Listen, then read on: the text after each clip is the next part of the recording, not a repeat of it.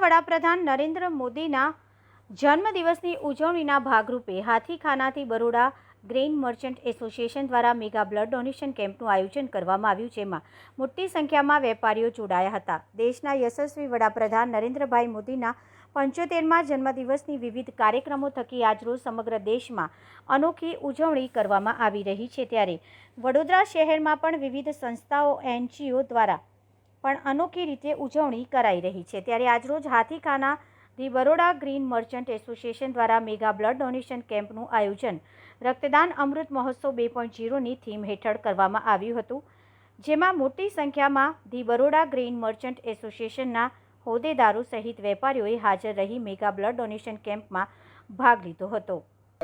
આજે આપણા માનનીય લાડીલા વડાપ્રધાન શ્રી નરેન્દ્રભાઈ મોદીનો જન્મદિવસ છે અને તે દિવસ નિમિત્તે અમે હાથીખાના બજાર સમિતિમાં તેરાપંથ યુવક મંડળ વડોદરાનું જે અખિલ ભારતીય તેરાપંથી એ લોકોનું જે સંસ્થા છે તેમના દ્વારા તેમના સહયોગમાં તેમની સાથે આજે બ્લડ ડોનેશન કેમ્પનું આયોજન કરવામાં આવેલું છે।